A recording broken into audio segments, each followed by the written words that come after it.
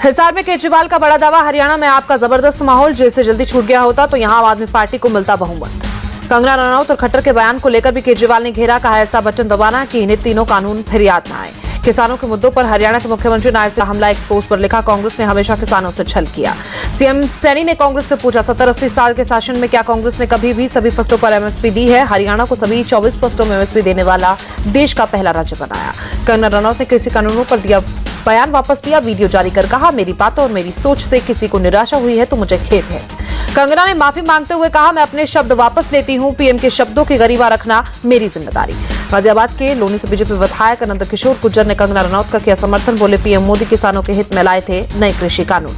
जम्मू में राहुल गांधी ने चुनावी रैली को संबोधित किया, बोले जम्मू कश्मीर को राज्यों का दर्जा वापस दिलाएंगे। राहुल गांधी उमर अब्दुल्ला ने चुनावी कैंपेन को लेकर राहुल गांधी को घेरा, बोले कांग्रेस ने जम्मू रीजन में प्रचार शुरू ही नहीं किया। उमर अब्दुल्ला बोले राहुल गांधी जम्मू रीजन में प्रचार पर फोकस करे, उनका ज्यादा फोकस कश्मीर में है, जितनी उम्मीद थी राहुल ने जम्मू में उतना प्रचार नहीं किया।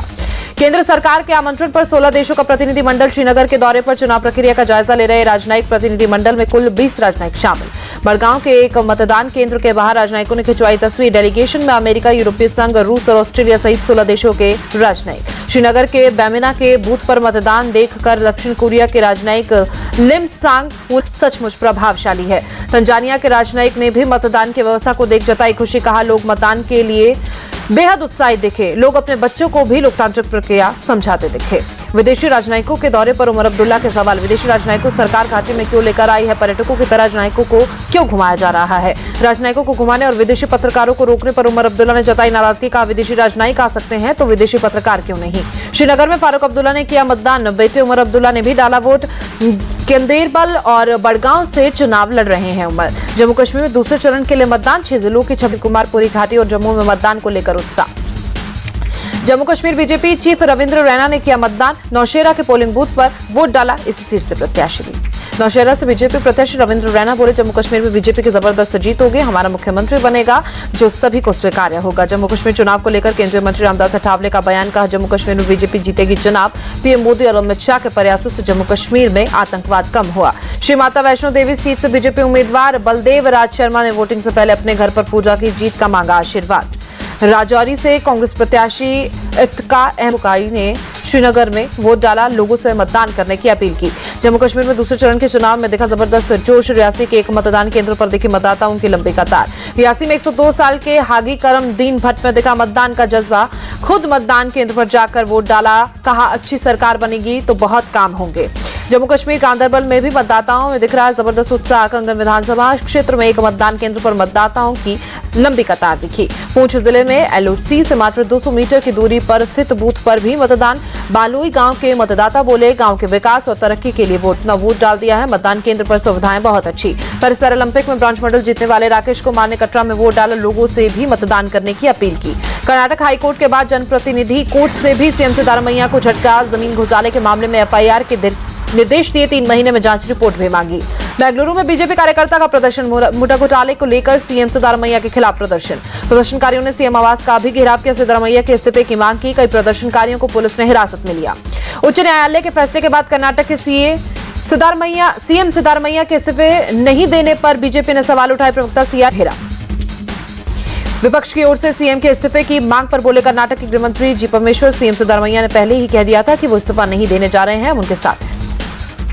सीएम सिद्धारमैया मामले में राज्यसभा सांसद कपिल सिब्बल ने राज्यपाल को साधा निशाना, कहा राज्य सरकारों को गिराने के लिए राज्यपाल के कार्यालय का दुरुपयोग। बेंगलुरु में जेडीएस के कार्यकर्ताओं का प्रदर्शन, मुद्दा घोटाले को लेकर सीएम सिद्धारमैया के खिलाफ नारेबाजी।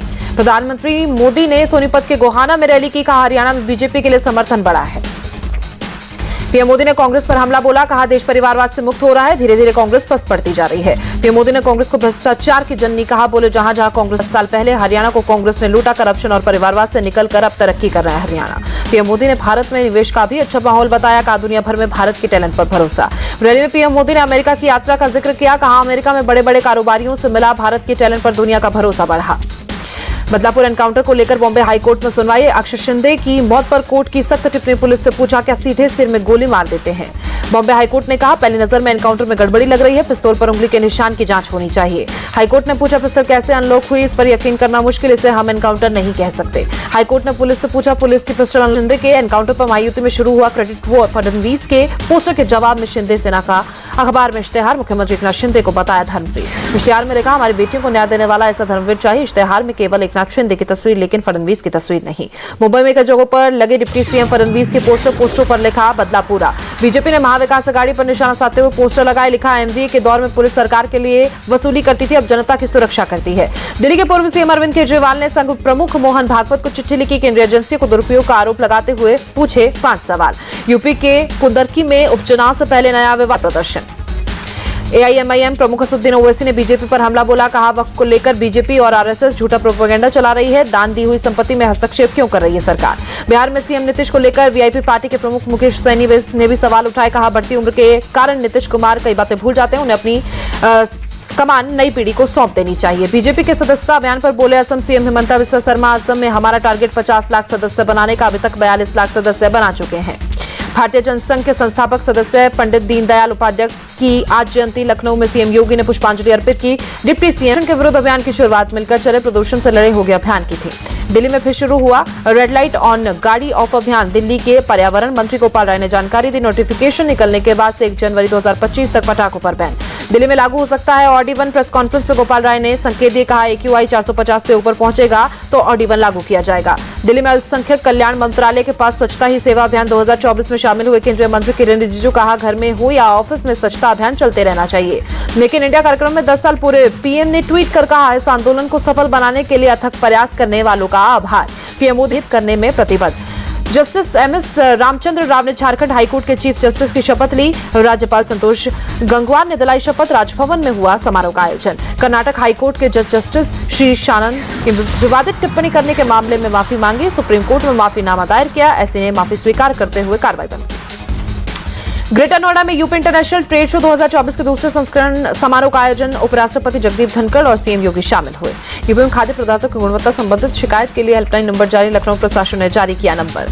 बहराइच के केसरगंज में प्रशासन का बुलडोजर एक्शन, सरकारी अवैध मकान दुकानों पर चला बुलडोजर, लोगों ने खुद अवैध मकानों से सामान खाली किया। गुजरात के बोटाद में ट्रेन पलटाने की कोशिश, टला बड़ा हादसा, ट्रेन पर रखा था लोहे का टुकड़ा, लोहे के टुकड़े से टकराकर रुकी ओखा भावनगर पैसेंजर ट्रेन की गति धीमी होने से बड़ा हादसा टला। मौके पर पहुंचकर रेलवे पुलिस अधिकारियों ने जांच की। यूपी के कुशीनगर में नकली नोट चलाने वाले गैंग के बदमाश से पुलिस से फिर हुई मुठभेड़, पैर में गोली मारकर बदमाश मुस्तकीम को पुलिस ने गिरफ्तार किया। 25,000 का इनामी बदमाश गिरफ्तार, मुस्तकीम दर्ज है 7 गंभीर मुकदमे, सपा नेता रफीक खान की इसी मामले में गिरफ्तारी हुई थी।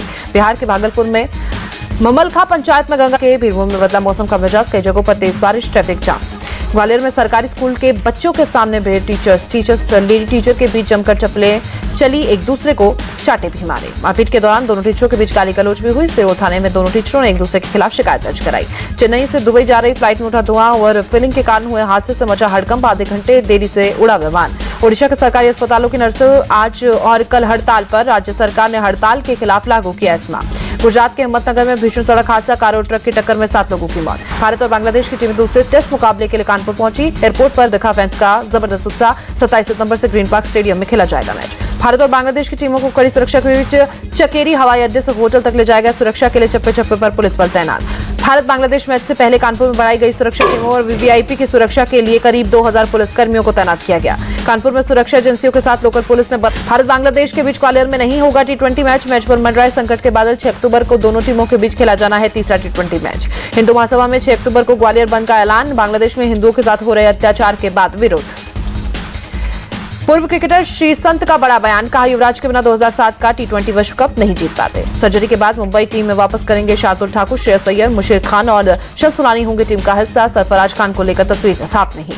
पूर्व भारतीय गेंदबाज धवल कुलकर्णी ने रोहित शर्मा की जमकर तारीफ की, कहा, टीम के हर खिलाड़ी की बात आराम से सुनते हैं रोहित। भारतीय क्रिकेट टीम के पूर्व कप्तान कपिल देव ने Virat Rohit women's T20 world cup से पहले भारतीय कप्तान हरमनप्रीत कौर ने हुंकार भरी, कहा, ट्रॉफी हम जीतेंगे, टीम की युवा खिलाड़ियों पर जताया पूरा भरोसा। भारतीय महिला क्रिकेट टीम के चीफ कोच अमोल मजूमदार बोले, टीम किसी भी चीज का सामना करने के लिए तैयार, दुबई में जीतेंगे वर्ल्ड कप। US डॉलर के मुकाबले रुपए का भाव 3 पैसे बढ़ा, $1 की कीमत 83 रुपए 60 पैसे। सेंसेक्स 255 अंक की बढ़त के साथ 85,000 के पार हुआ बंद। निफ्टी 36 अंक की बढ़त के साथ 26,000 के पार पहुंचा।